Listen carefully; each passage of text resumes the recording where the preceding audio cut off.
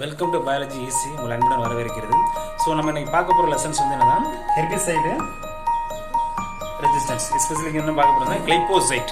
Glyphosate என்ன, அது என்ன பண்ண போகுது அப்படிங்கிறத பார்க்க போகிறோம். ஃபர்ஸ்ட் கிளைபோசைட் என்னன்னு பாருங்க, one of the chemical substance. இந்த கெமிக்கல் சப்ஸ்டன்ஸ் என்ன பண்ணுதுங்கிறதுக்கு முன்னாடி பாருங்க. இப்போ நம்ம நிறைய வந்து என்ன பண்ணுறோம், ஒரு பிளான்டிங் பண்ணுறோம். பிளான்டிங் பண்ணும்போது அங்கே சுற்றி வந்து என்னது களைக்கொல்லிகள் நிறைய வளர்ந்துருது. அந்த களைக்கொல்லிகள் நிறைய வளர்ந்து என்ன பண்ணுதுன்னா அந்த ஸ்பேஸை கவர் பண்ணிடுது. நம்மளுக்கு நெல் வைக்கிறோம்னா அங்கே நிறைய புல்லாக இருக்கும். அப்போ புல் தேவையில்லைல்ல, அதை நம்ம ரிவ்யூ பண்ணணும். அப்போ ரிவ்யூ பண்ணுறது வந்து என்ன நம்ம ஸ்ப்ரே பண்ணாமல் வச்சுக்கணும். என்ன ஆகும், ஸ்ப்ரே பண்ணாலும் அந்த இந்த பிளான்ட்டை இறந்துடும், இந்த பிளான்ட்டை அதாவது புல்லும் இறந்துடும், நெல்லும் இறந்துடும். இந்த மாதிரி கண்டிஷன் வந்துகிட்டு இருக்கு. அப்போ அக்ரியில் வந்து ஃபைனலாக there is no any yield, ரொம்ப கஷ்டமாக போயிடுது. கடைசியில் ஈல்டு இல்லைன்னா ஒன்றும் யூஸ் இல்லை. ஓகேங்களா? அப்போ இங்கே கிளைபோசைட் ஹெர்பிசைட்ஸ் என்ன பண்ண போகுது அப்படின்னு பார்க்க போகிறோம். அதுக்கு முன்னாடி வந்து வீட்ஸ்னா என்ன, weeds are one of the constant, one of the problem, biggest problem for the crop field. இந்த வயல்ல எல்லாம் பார்த்தீங்கன்னா களைகள் நிறைய வந்து என்ன சுற்றி இருந்துட்டு என்ன பண்ண நிறைய டிஸ்டர்பன்ஸாக இருக்குது. யாருக்கு? நார்மல் பிளான்ஸுக்கு, நம்மளுக்கு தேவையான பிளான்ஸுக்கு. வீட்ஸ் காம்படிட் த கிராப்ஸ் நிறைய, அதான் இதை விட டாமினேட் பண்ணி இது வளர்ந்தது. பார்த்தீங்கன்னா நெல் இவ்வளோ வரதான் வளருது, நெல் இவ்வளோ தான் வளருதுன்னா புல் வந்து இவ்வளோ வர வளர்ந்துருது. அப்போ தண்ணியை இழுத்துக்கிறது, நியூட்ரிஷனை இழுத்துக்கிறது, அந்த ஸ்பேஸையும் இழுத்துக்கிறது, கவர் பண்ணிக்கிட்டு கடைசியில் ஈல்டுகள் இல்லாமல் போயிடுது. Okay, so the weeds compete the graphs, sunlight, nutritions and space, insect and disease. அதுவும் இல்லாமல் வீட்ஸ் டிசீஸு அந்த அதுக்குள்ள சில இன்செக்ட்லாம் நம்மளோட இதுக்கு அப்படியே ஜம்ப் ஆகி வந்து என்ன ஆகுது, இதையும் வந்து டெஸ்ட்ராய் பண்ணி விடுது, கண்டாமினேட் பண்ணி விட்டுருது. அப்புறம் major dangerous for the cultivation of the plants weeds வந்து பிக்கஸ்ட் ப்ராப்ளம். ஓகேங்களா? Finally reduce the crops. Reduce the கிராப்ஸ்னு கிராப் இல்லை, வெறும் வயல் பூரா என்ன இருக்கு, ஃபுல்லாக இருக்கு, நெல்லே இருக்காது. இதுதான் கான்செப்ட். இதுக்கு என்ன பண்ண போகிறோம் அப்படின்னா இந்த என்சைம்ஸ் வந்து எப்படி ப்ரொடியூஸ் பண்ணுறாங்கன்னு பார்ப்போம்.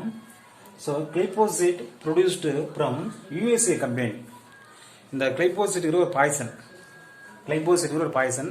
இந்த பாய்சன்ஸ் என்ன பண்ணுதுன்னா, நம்ம பிளான்டிங் பண்ணுறோம்னா பிளான்ட்டுக்கு ஸ்ப்ரே பண்ணுறோம், ஜீன்ஸில் ஆட் பண்ணாலும் என்ன நடக்குது, இங்கே இந்த கிளைபோசைட்டுங்கிறது வந்து பிளான்டையும் டெஸ்ட்ராய் பண்ணிடுது, பக்கத்தில் வீட் பிளான்ட் வந்து வீடையும் கில் பண்ணிடுது, பிளான்டை கில் பண்ணிடுது டோட்டலாக. அப்போ நம்ம வீடு அதாவது களைக்குள்ளேயும் இறந்துடுது, நம்மளுக்கு நினைக்கிற பிளான்ட் நம்மளுக்கு எதை க்ரோ பண்ணணுமோ அந்த பிளான்ட்டை இறந்துடுது. இப்போ இதை எப்படி ஸ்டாப் பண்ண போகிறோம், இப்போ இது என்ன பண்ணுதுன்னு சொல்லி பாருங்க. ட்ராடனம் வந்து என்ன சொல்ல, ரவுண்ட் அப்ங்கிறது ட்ராடனம். 2 மார்க்ல கேட்கலாம், டிஃபைன் ரவுண்ட் அப் அப்படின்னு சொல்லி கேட்கலாம். ஓகேங்களா? So kills the plants by, இதை வந்து களைக்குள்ளே எந்த பிளான்ட் தான் கில் பண்ணுது ஃபர்ஸ்ட், அதை நோட் பண்ணி வச்சுங்க. அப்போ பை பிளாக்கிங் எப்படி கொள்ளுதுன்னா பாருங்க, by enolpyruvyl shikimate 3 phosphate synthase அப்படிங்கிற EPSPSங்கிற என்சைமை கில் பண்ணுது. அப்போ என்னது பாருங்க, இங்க EPSPS என்சைம் இருக்குல்ல, அந்த EPS என்சைம்ஸ் என்ன பண்ண போற சொல்றேன். இந்த EPSPSங்கிற என்சைம் என்ன பண்ணுதுன்னா இந்த கிளைபோசைட் கெமிக்கல்ஸ் வந்து பிளாக் பண்ணி விட்டுருது. பிளாக்கிங்னா ஸ்டாப் பண்ணி என்ன பண்ணுது, ஸ்டாப் பண்ணிச்சுன்னா என்ன ஆகும், இந்த என்சைம் வந்து சுரக்கலட்டா என்ன ஆகும், இறந்துட போகுது. பயோசிந்தசிஸ் தான் பண்ண போகுது. அப்போ அந்த EPSங்கிற என்சைம் வந்து very very important part. Glyphosate அது களைக்கொல்லியாக இருக்கட்டும், நல்ல பிளான்ட் எல்லா பிளான்ட்லையும் இருக்கு. அதை வந்து பிளாக் பண்ணிருச்சுன்னா என்ன ஆகும், இறந்து போயிடும். அது செயல் இப்போ நம்ம மூக்கை பிடிச்சா அவங்க என்ன ஆகும், இறந்து போயிடும். மூக்கை பிடிச்சா ஒரு 10 நிமிஷம் அவங்க செத்து போயிடும்ல.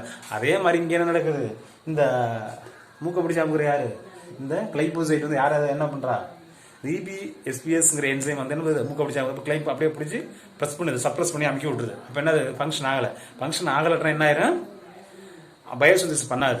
இந்த என்சைம் வந்து பயோசிந்தசிஸ் பண்ணி என்ன பண்ணுது, ஆக்சிஜனை அது மட்டும் இல்லாமல் புரோட்டீன்ஸ், விட்டமின்ஸ், மினரல், அமினோ ஆசிட்லாம் ப்ரொடியூஸ் பண்ணுற யாருன்னா இந்த என்சைம் தான். இந்த என்சைம் இல்லைன்னா என்னங்க ஒன்றுமே இங்கே இல்லை, பிளான்ட்டில் ஒன்றுமே இல்லை. அதுதான் இங்கே நடக்க போகுது. இந்த EPSPS என்சைம்ஸ் வந்து என்னது இன்வால்வ் பயோசிந்தசிஸ் தான், proteins, vitamins, minerals.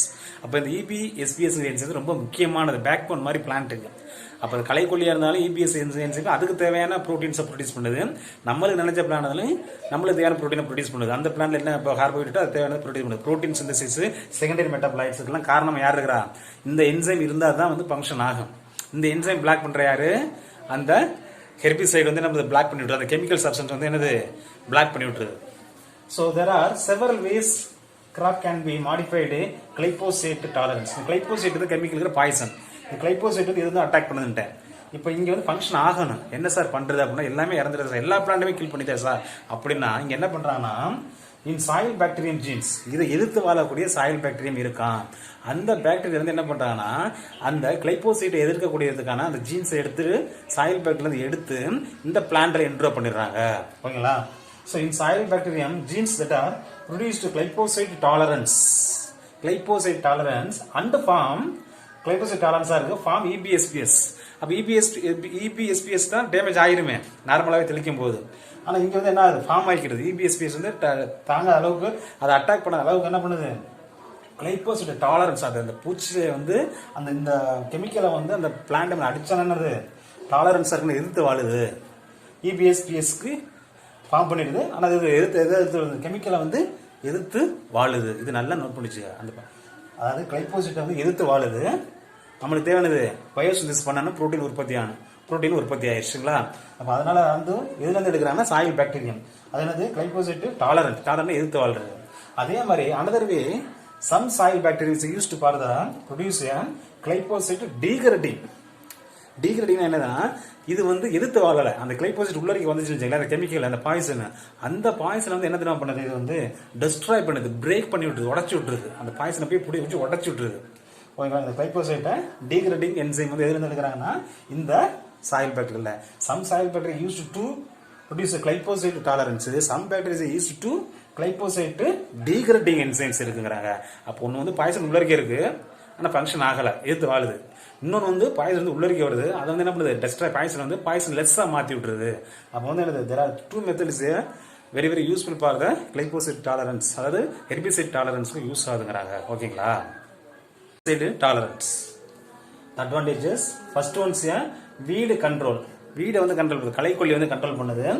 Improve the higher crop yield, நம்ம வைக்கிற மத்தில பிளான்ட் அதுக்கு வந்து ஈல்டை வந்து இன்க்ரீஸ் பண்ணுது. ஓகே, நெக்ஸ்ட் வந்து ரெடியூஸ் ஸ்ப்ரே ஹெர்பிசைட், நம்ம ஹெர்பிசைடுக்கு வந்து ஸ்ப்ரே பண்ணுறதுக்கான தேவையில்லை, ஏன்னா அதுக்கான ஜீன்ஸை வந்து அந்த பிளான்ட்லேயே இன்ட்ரோ பண்ணுறதுனால அவாய்டு த ரெடியூஸ் ஸ்ப்ரே.